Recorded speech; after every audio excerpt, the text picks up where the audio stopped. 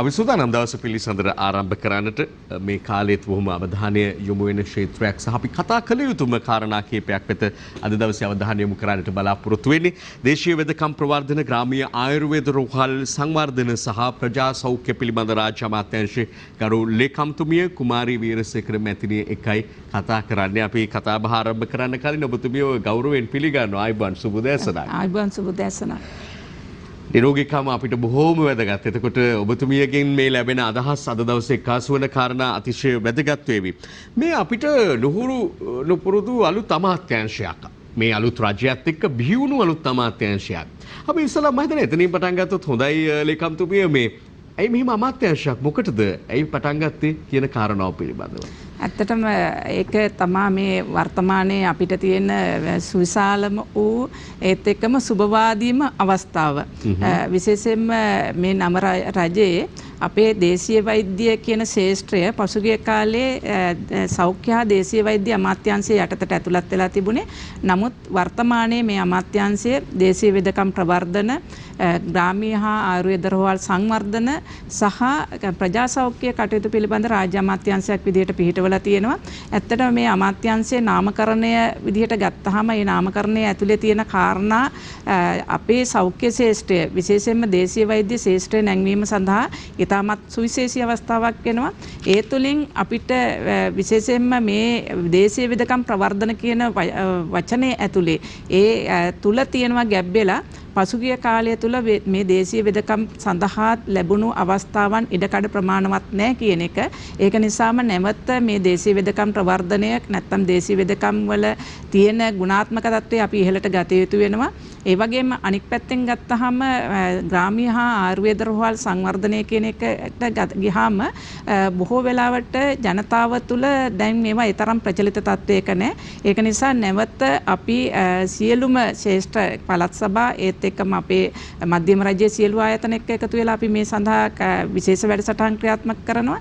ඒත් එක්කම තමයි ප්‍රජා සෞඛ්‍ය විෂය විශේෂයෙන්ම මේ විෂය අපේ අමාත්‍යාංශය තුළට ප්‍රජා සෞඛ්‍ය විෂය ඇතුළත් කිරීම ඉතාමත් වැදගත්. ඒ නිසා ජනතාවට සුවිශේෂී සේවාවක් සලසන්නට අපේ මේ නව අමාත්‍යාංශයට හැකියාව තියෙනවා. ඒක නිසා අපි සියලු දෙනාගේම ප්‍රණාමය හිමි වෙන්නට ඕන මේ නව අමාත්‍යාංශයක් විදිහට අතිගරු ජනාධිපතිතුමා විසින් මේ අමාත්‍යාංශය පිහිටුවීම පිළිබඳව. සිසිර ජයකොටි රාජ්‍ය අමාත්‍යතුමා තමයි මේ අමාත්‍යාංශයට නායකත්වයේ සපයන්නේ. එතකොට අපි මේ ඊළඟට දැනගන්න කැමති ලේකම්තුමිය දැන් ඇයි මේ අමාත්‍යාංශයක් කියන එක අපි පැහැදිලි වුණානේ. මොකද්ද මේ අමාත්‍යාංශයෙන් වෙන්නේ? මොනවද සැලසුම් දැනට ක්‍රියාත්මක වෙන්නේ? මොනවාද ඉදිරි සැලසුම් මොනවාද කියන එක පිළිබඳව. විශේෂයෙන්ම මේ අමාත්‍යාංශය පිහිටවලා දැනට මාස 5කට පමණ ආසන්න කාලයක් ගත වෙනවා. මේ අමාත්‍යාංශය පිහිටවෙනවත් එක්කම අපගේ ගරු අමාත්‍යතුමා ඒත් එක්කම ප්‍රධාන නිලධාරීන් අපි ඒකාබද්ධව අපේ අමාත්‍යාංශය වෙනුවෙන් ඉදිරි කාලයේ සඳහා අපි මෙවැනි හොඳ ඉදිරි දැක්මක් අපි සකස් කරා සුවදර්ණී ඉදිරි දැක්ම කියලා. මේ ඉදිරි දැක්මේ ගත්තාම මේ සංඛ්‍යාත්මකව අපි නම් කරපු ඉලක්කම් ටිකක් තියෙනවා. මේ ඉලක්කම් වල මේ ඇත්තටම මේ එකෙන් අපි දක්වලා තියෙන්නේ අපේ ජාතික ප්‍රතිපත්තිය වෙන සෞභාග්‍ය දැක්මත් ඒත් එක්කම මේ අමාත්‍යාංශයේ පිහිටුවීමේදී අපේ කාර්යභාරය සඳහන් කරපු ගැසට් නිවේදනයේ පැහැදිලිව දක්වලා තියෙනවා නිරෝගීමත් ජනතාවක් කියන තේමාව ඔස්සේ තමයි අපි මෙහෙවන්න ඕනේ කියන එක. එතකොට මේ එකෙන් දැක්වෙන්නේ අපේ මේ ජාතික දැක්ම නිරෝගීමත් ජනතාවක්. ඒත් එක්කම ගත්තාම අපිට සුවිශේෂී ප්‍රමුඛතාවයන් 10ක් තියෙනවා. ඒ සුවිශේෂී ප්‍රමුඛතාවයන් 10 අතරේ අපි විශේෂ කාර්යයන් නැත්තම් හඳුනාගෙන තියෙනවා 38ක්. එතකොට ඒ විශේෂ කාර්යයන් ඇතුලේ ක්‍රියාකාරකම් අපි හඳුනාගෙන තියෙනවා මේ 186ක්. ඊට පස්සේ මේක ඊළඟට කියන කන්න මේ වෙනකොට අපි සකස් කරගෙන යනවා අපිට ඉලක්ක 10ක්. 1000 of targets කියලා අපි වැඩසටහනක් දැන් සකස් කරගෙන යනවා. මේ සියල්ල එක්ක ගත්තාම මේ දේශීය වෛද්‍ය ශාස්ත්‍රය, ඒ කියන්නේ අපේ දේශීය වෙදකම් ප්‍රවර්ධනය, ග්‍රාමීය ආයුර්වේද රෝහල් සංවර්ධනය සහ ප්‍රජා සෞඛ්‍ය පිළිබඳ සියලුම කාරණා මේ අත්පොතට අපි ඇතුළත් කරලා තියෙනවා. ඒ අනුව අපි සැලසුම් සකස් කරගෙන යනවා. ඊටම හොඳ ඒ කියන්නේ ඒ සැලසුම් වාර්තාවත් සැලසුම් ගත වෙලා තිබෙනවා කියලා පේනවා. ඒ පසල් එකටත් හේතු තියෙනවා. ඉලක්කමුත් නිකම් යොදලා නෙමෙයි ඒ ඇතුළත වැඩපිළිවෙලක් පේනවා. දැන් අපි ඔහොම කිව්වට ගරුලේකම්තුමිය දැන් මේ කාරණා ඉටු කර ගැනීමට යාමේදී අපිට දැන් අපි ඇතුළතට ගමන් කරේ නෑ මොනවද මේ වැඩපිළිවෙලවල් කියන එක වෙන වෙනම විග්‍රහ කරන්න තවම. නමුත් මේ ඕනම දෙයක් ක්‍රියාවට නැංවීමේදී රටේ පවත්නා නීතිමය තත්ත්වයන් ඊට අදාළ වෙනවා. එතකොට මේ ඔබ හිතන්නේ නැද්ද මේ නීති රාමුව තුල හිඳගෙන ඔබ බලාපොරොත්තු වෙන හැමදේම කරන්න සමහරට අපහසු වෙයි කියලා ඔබට හිතෙන්නේ නැද්ද? ඔව් විශේෂයෙන්ම අපේ දේශීය වෛද්‍ය ශාස්ත්‍රයේ එහෙම නැත්නම් ආයුර්වේදයේ කියන මේ විෂය පවතින්නේ 1961 අංක 31 දරන පනතත් එක්ක මුල් කරන් මේක සුවිශේෂී පනතක්. මේ පනත හරහා අපේ දේශීය වෛද්‍ය ක්‍රමය සුරක්ෂිත කරන්නට ක්‍රමවේද සකස් වෙලා තියෙනවා. හැබැයි මේකේ එක්තරා විදිහක කනගාටුදායක පැත්තකුත් තියෙනවා. මේ සුවිශේෂී පනතක් නිර්මාණය කරාට අද දවස වනතුරු අපි ළඟ නැහැ ඒ වෙනුවෙන් සකස් වුණු නියෝග මාලාවක් රෙගුලාසි මාලාවක් මේ පනතේ තියෙන කාර්යයන් විධිමත්ව ක්‍රියාත්මක කරන්නේ කොහොමද අපි බිම් මට්ටමට මේක ගෙනියන්නේ කොහොමද කියන සකස් වෙච්ච නියෝග මාලාවක් නැහැ. ඒක නිසා අපි මේ වෙනකොට නියෝග මාලාව කෙටුම්පත් කරලා තියෙනවා. හැබැයි විශේෂයෙන්ම අතීතයේ හිටපු අයටත් ස්තුතිවන්ත වෙන්න ඕන විවිධ අවස්ථාවලදී විවිධ කෙටුම්පත් කරලා තියෙනවා. නමුත් මේ කෙටුම්පත් නීතියක් බවට පත් වෙලා මේ දක්වා ඇවිල්ලා නැහැ. ඒක නිසා අපි ඒ වෙනුවෙන් සකස් කරනවා. ඒත් එක්කම ගත්තාම අපි රජයේ ප්‍රතිපත්තියට අනුකූල වෙන විදිහට ජාතික ප්‍රතිපත්තියක් සකස් කරන්නට ඕන. අපි මේ වෙනකොට ජාතික ප්‍රතිපත්තිය සකස් කරමින් තියෙනවා. ඒත් එක්කම අවශ්‍ය පරිදි නීති සංශෝධනය කරමින් රටේ ජනතාවට වඩා පහසුවෙන් තමන්ගේ ශේෂ්ත්‍රයට නැත්තම් තමන්ගේ අවශ්‍යතාවය ඉටු කර ගැනීමේ පහසු ක්‍රමවේදයන් සකස් කරනවා. උදාහරණයක් ගත්තාම පෞද්ගලික ශේෂ්ත්‍රයේ මේ අවස්ථාවන් බොහොමයක් තියෙනවා. මේ පෞද්ගලික ශේෂ්ත්‍රයට හැබැයි ආයතනයක් පිටවාගෙන විධිමත්ව නියාමනය කරන ක්‍රමවේදය දැනට අපි ළඟ තියෙනවා. නමුත් ඒක ජනතාවට වඩා පහසු වෙන විදිහේ නියාමන ක්‍රමවේදයක් අපි සකස් කරලා නැහැ. ඒක නිසා ඒ නීති රීති සියල්ලම දැන් අපි මේ වෙනකොට කෙටුම්පත් කරලා මේ සියල්ලම අපි කෙටුම්පත් කාරක සභාවට නීති කෙටුම්පත් කාරක සභාවට ඉදිරිපත් කරලා තියෙනවා.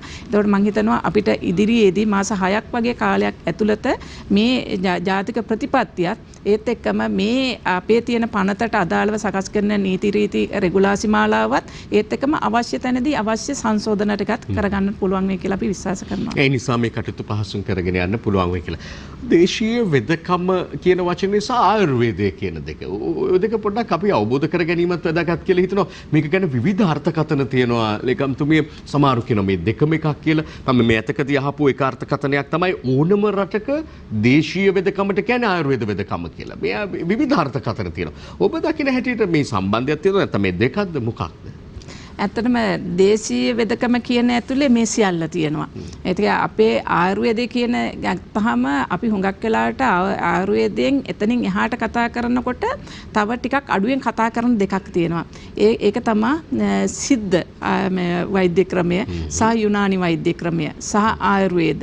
එතකොට මේ කියන එකත් එක්කම ගත්තහම අපේ දේශීය වෙදකමේ තියෙන මූලාරම්භය තමයි අපේ පාරම්පරික වෙදකම. එතකොට පාරම්පරික වෙදකමත් මේක ඇතුලේ තියෙනවා. එතකොට දේශීය වෛද්‍ය කියන දේශීය වෙදකම කියන ඇතුලේ පාරම්පරික වෙදකම ඒත් එක්කම ගත්තාම ආයුර්වේදය ඒත් එක්කම සිද්ධ ඒත් එක්කම යුනානි කියන මේ සියලුම වෛද්‍ය ක්‍රම එකලාස් වෙන වචනයක් තමයි දේශීය වෛද්‍ය ක්‍රමය කියලා කියන්නේ. ඒක නිසා අපිට මේවා අනික් පැත්තකින් ගත්තාම සමහර අවස්ථාවලදී මේවා වෙන් කරන්න බැරි තත්යකට පත් වෙලා තියෙනවා. ඒතකොට නමුත් අපි අවුරුදු 5000කට එහා ගියා වූ ඉතිහාසයක් තියෙන පාරම්පරික වෙදකමක් තියෙන ඉතා අභිමානවත් ජාතියක් අපි.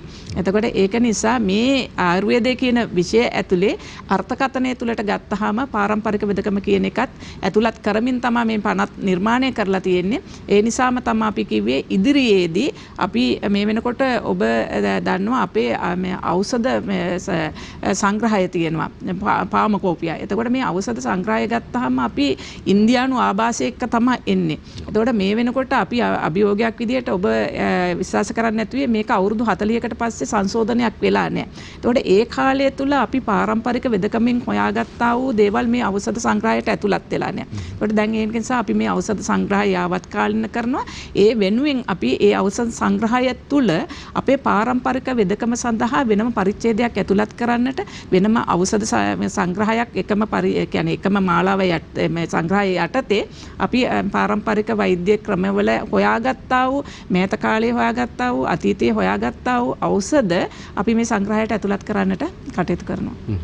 ඔබතුමී මේ ඖෂධ ගැන වැඩිපුර කතා කරපු නිසා මට අහන්න හිතුණා අපේ මේ දේශීය ඖෂධ නිෂ්පාදනය සඳහා අවශ්‍ය අමුද්‍රව්‍ය ප්‍රමාණවත් විදිහට රට තුල තිබෙනවද නැත්නම් ඒවා අපේ විදේශයන් වලින් ගෙන්වනවා නම් මේ කොහොමද ඒවා සඳහා වැයවන්නේ කොහොමද ඒවා අපිට එහෙම ගෙන්වනවා නම් අපිට බැරිද මේ රටේම නිෂ්පාදනය කරන්න ඔය ප්‍රශ්න ටිකට පොඩි පිළිතුරක් ඒකෙදි විශේෂයෙන්ම අපි මේ අමාත්‍යාංශයේ රාජකාරී බාර ගන්නකොටම පෙරම ඒකේ අපේ අතිගරු ජනාධිපතිතුමා ඇතුළු රජය දැකලා තිබුණා මේ සුවිශේෂී අවස්ථාව.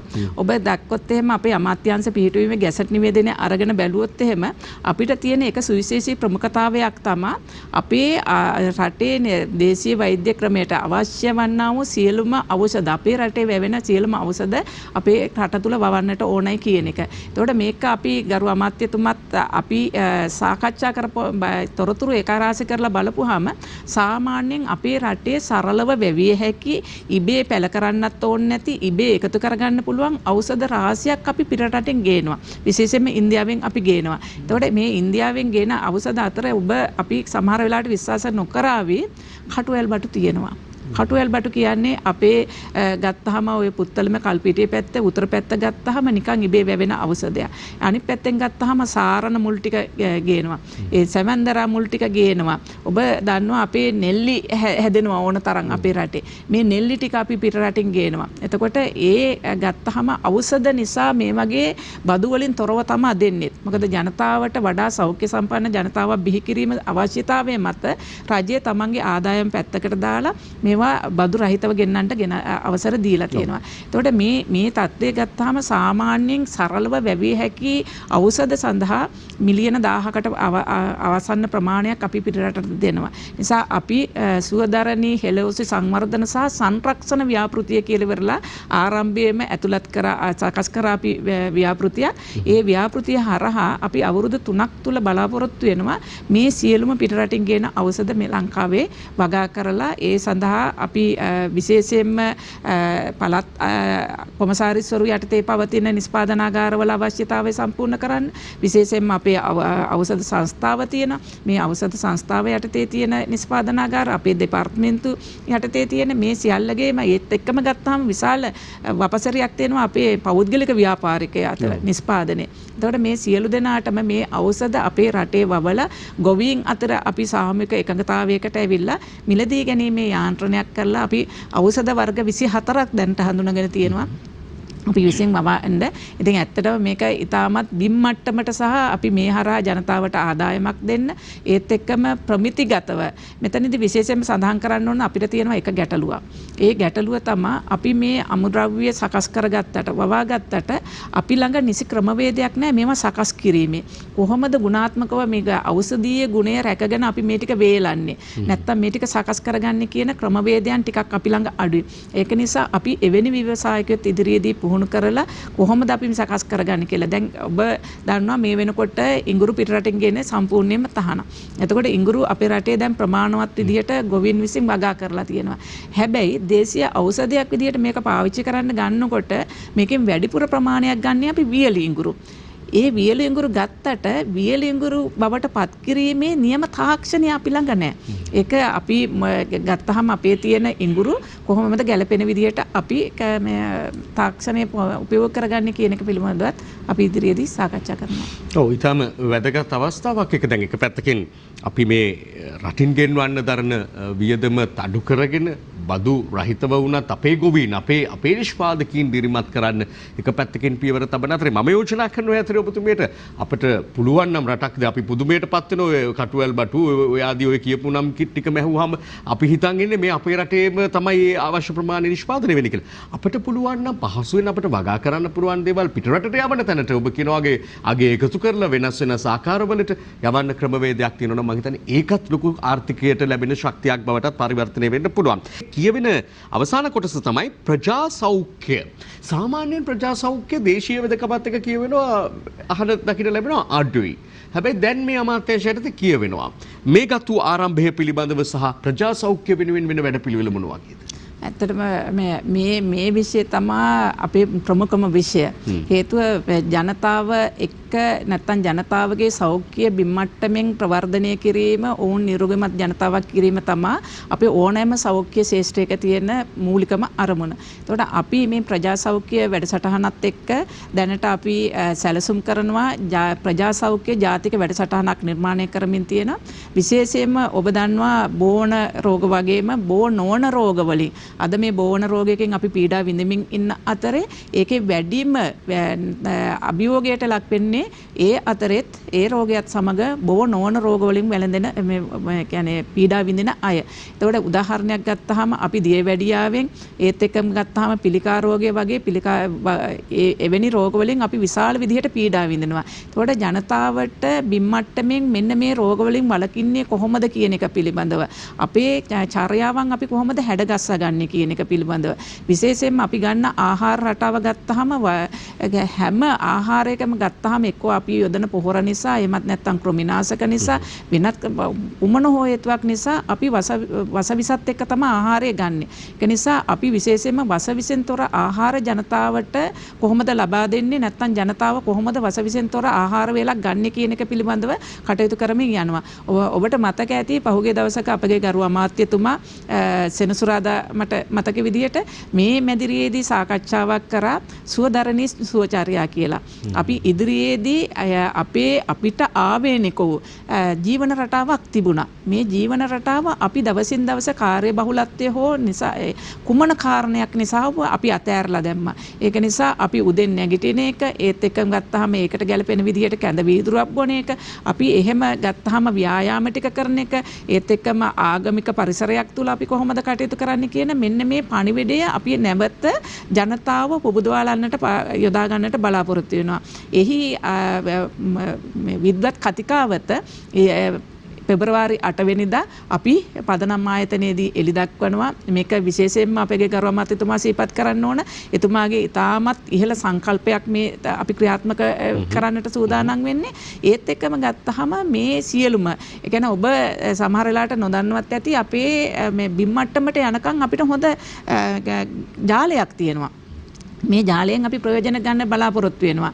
ප්‍රජා සෞඛ්‍ය වෛද්‍යවරු අපි හැම ප්‍රාදේශීය ලේකම් කොට්ටාසයකම ඉන්නවා. එතකොට ඒ මගින් ජනතාව දැනුවත් කරමින් විශේෂයෙන්ම බෝ වන රෝග වලින් වගේම බෝ නොවන රෝග වලින් අපි වැළකෙන්නේ කොහොමද කියන එක පිළිබඳව ඔවුන්ව දැනුවත් කරන්නට සහ ඒ ක්‍රියාවලිය අපි පෞල් පරිසරය එක්ක ගත්තාම පෞලක් කොහොමද නිරෝගීමත් පෞලක් වෙන්නේ කියන වැඩසටහන තමයි අපි මේ හරහා ක්‍රියාත්මක කරන්න බලාපොරොත්තු වෙන්නේ. ඒ තුලින් අපි විශ්වාස කරනවා අපිට හොඳ ගමනක් යන්නට පුළුවන් මේ කියලා. අනිත් එක තමයි ඔබ අපි හැමෝම දන්න විදිහට අද වෙනකොට අපේ රටේ වැඩිහිටි පරම්පරාව වැඩි වෙමින් යනවා. එතකොට මේ වැඩිහිටි පරම්පරාවට බොහෝ වෙලාවට ගත්තාම ඔවුන්ට කායිකව තියෙන අසනීප තත්ත්වයන් වැඩි වෙනවා. එතකොට අපිට පුළුවන්කම තියෙනවා විශේෂයෙන්ම හන්දිපත් රුදාව ගත්තාම වැඩිහිටියෙක් වෙනකොට හන්දිපත් රුදාව කියන එක ඉක්මනින් වැළඳ ගන්න දෙයක්. එතකොට මේ වගේ වැඩිහිටියන් පුනරුත්ථාපනය කිරීමේ සුවිශේෂී වැඩසටහනක් අපි මේ ප්‍රජා සෞඛ්‍ය වැඩසටහන එක්ක යනවා. ඒක නිසා අපි ළඟදිම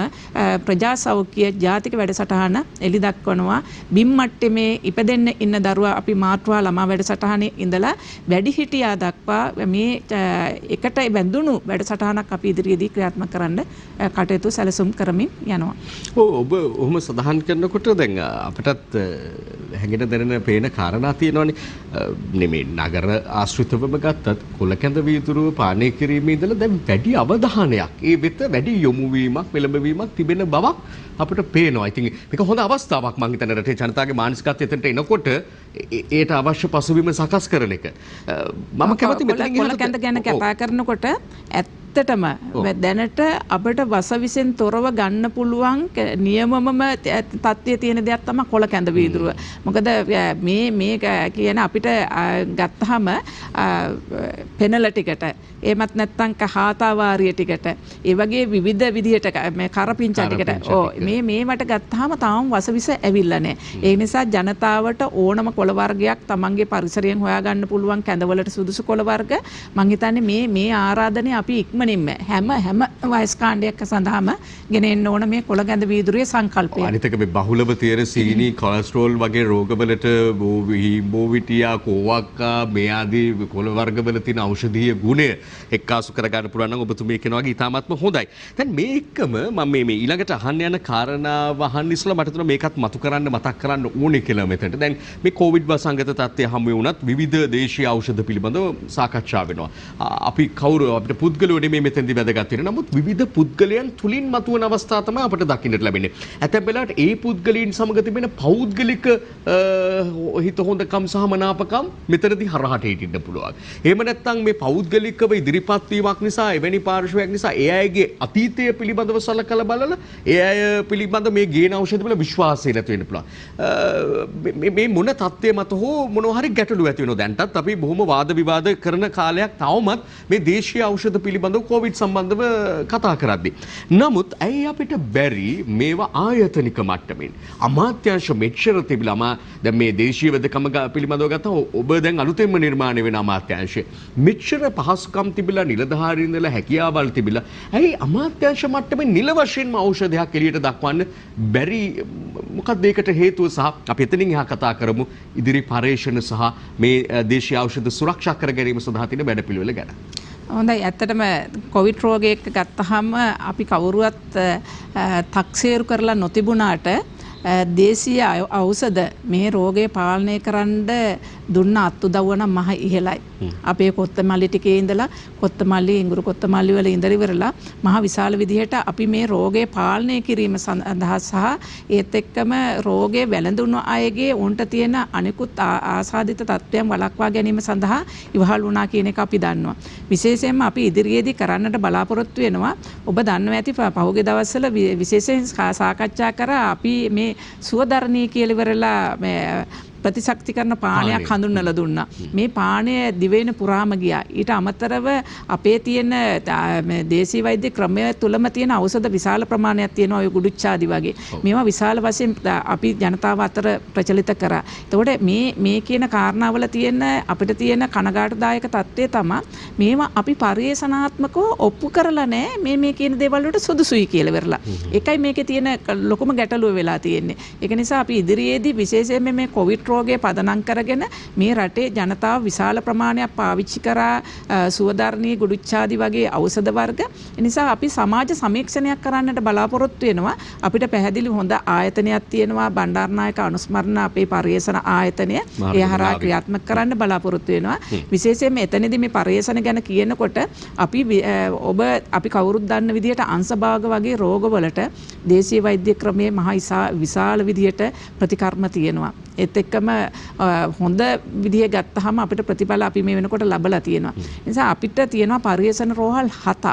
මේ පරිේශන රෝහල් 7 ඉදිරියේදී මේ පරිේශන ආයතනයත් එක්ක බද්ධ කරලා විශේෂයෙන්ම වකුගඩු වලට දියවැඩියා වලට අපේ ඖෂධ කොයිතරම් දුරට ඵලදායී වෙනවාද කියන එක සායනික පරීක්ෂණ කරන්න අපිට අවස්ථාව ලැබිලා තියෙනවා. ඉතින් ඉදිරියේදී අපි බලාපොරොත්තු වෙනවා අපේ පරිේශන කෘති නැත්තම් පරිේශන සියල්ල අපි සායනික පරීක්ෂණයත් එක්ක බද්ධ කරලා ඉවරලා හොඳ ප්‍රතිඵලයක් රටේ ජනතාවට පණිවිඩයක් දෙන්න. මතයක් තියෙනවනේ මේ බටහිර වෙදකම වගේ නෙමෙයි දේශීය වෙදකමෙන් මේ ගුණයක් ලැබෙන ටිකක් පමා වෙයි කියලා. ඔය වැඩපිළිවෙලත් ඒ වගේ කල් යයිද පමා වේද?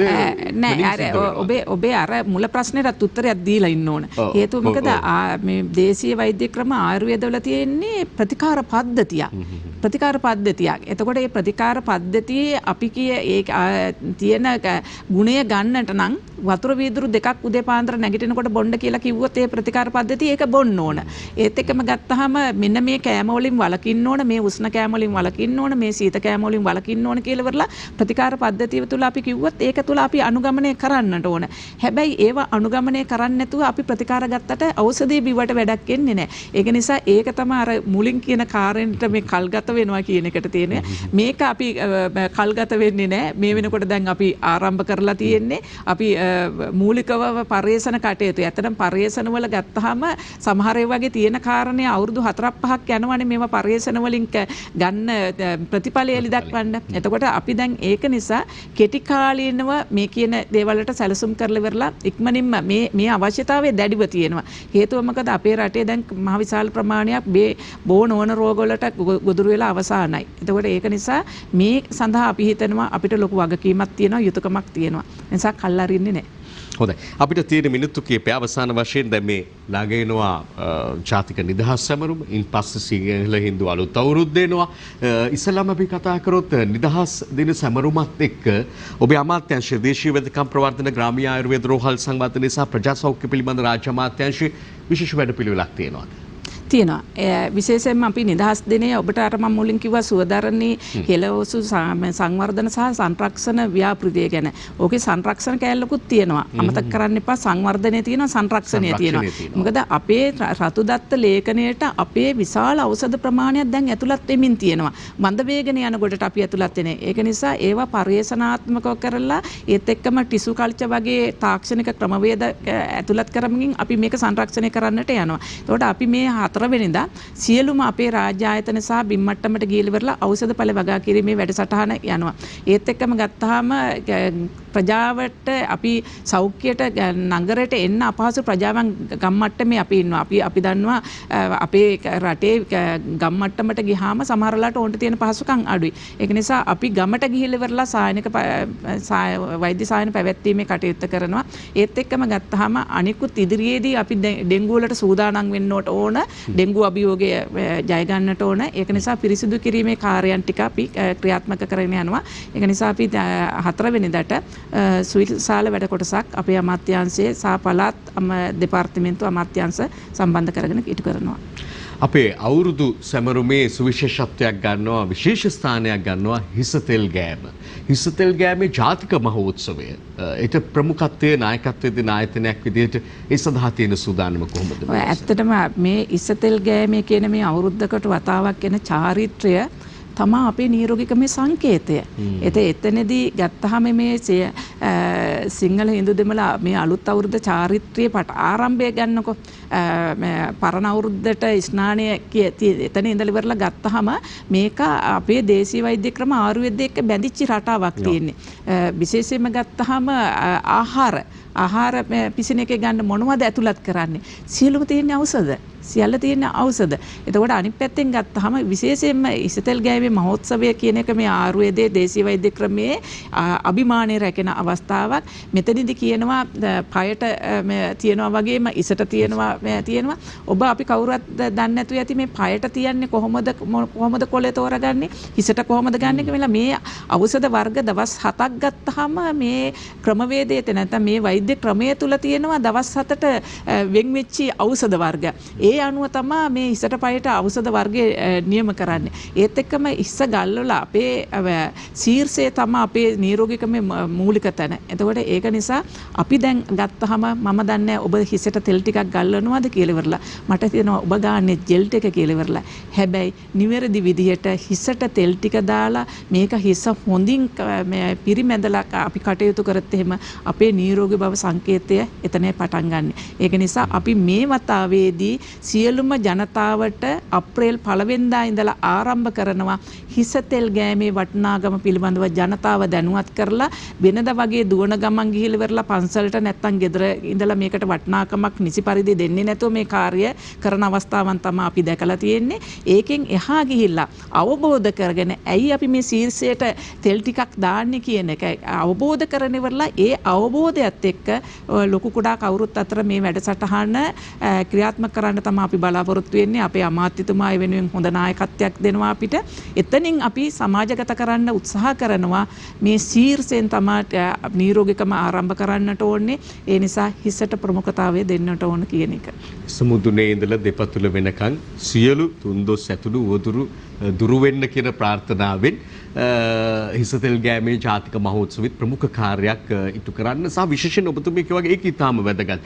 දැන් මේක සාමාන්‍යයෙන් අර සාම්ප්‍රදායික සිරිතට විරිතට පමණක් කරන දෙයක් විදියට වෙන්න පුළුවන්. නමුත් ඊට වඩා මෙහි අර්ථය පිළිබඳව අවබෝධයෙන් කටයුතු කිරීම අතිශය වැදගත් කියන එක අපත් විශ්වාස කරනවා. අර ඔබතුමී කියවගේ කොහොමද පණිවිඩයක් ජෙල් වෙනුවට තෙල් වලට මාරු වෙන්න පුළුවන් නම් දැන් මම නම් පුංචි පියවරක් තියෙනවා බේබි ඔයිල් වලට මාරු වෙලා තියෙනවා. නමුත් තෙල් වලට වෙන්න පුළුවන් නම් වඩාත් හොඳයි නේද කියන එක ඇත්තටම බොහොම පැහැදිලි කාරණාවක්. ඒක ඔබේ රුචිකත්වය, ඔබේ කැමැත්ත. කෙසේ හෝ වේවා අපි තාම වැදගත් කාරණා ටිකක් එකතු කරපු සාරවත් කතා බහක් කරා කියලා මම විශ්වාස කරනවා. ගුණවත් සාරවත් මේ සියල්ල ගැඹුණු සුතිවන්ත වෙනවා දේශීය වෙදකම් ප්‍රවර්ධන ග්‍රාමීය ආයුර්වේද රෝහල් සංවර්ධන සහ ප්‍රජා සෞඛ්‍ය පිළිබඳ රාජ්‍ය අමාත්‍යාංශයේ ලේකම්තුමිය කුමාරී වීරසේකර මැතිණියට පරිපාලන සේවයේ දශක කිහිපයකම අත්දැකීම් තියෙන ඉහළ නිලධාරිනියක් විදියට ඔබතුමියටත් ලොකු අභියෝගයක් මේ පැවරලා තියෙන අලුත් අමාත්‍යාංශයක් නිසා ප්‍රාර්ථනා කරනවා නිදුක් නිරෝගී සුවයෙන් හිඳමින් මේ කටයුතු ඉදිරියට මෙහෙවන්නට ලැබේවා කියලා. බොහොම ස්තුතියි. අපි එවනම් හෙට උදේ හමු වෙමු නැවත. හෙට දෙවැනි මාසේ දෙවැනිදා. ඒ දක්වා ඔබට සුබවාදී මෙන්ම සුවපත් දවසක් පතනවා. දිනපතා අලුත් වීඩියෝ සහ ප්‍රවෘත්ති නැරඹීමට ඉහත බටන් එක ක්ලික් කර සියත TV සබ්ස්ක්‍රයිබ් කරන්න.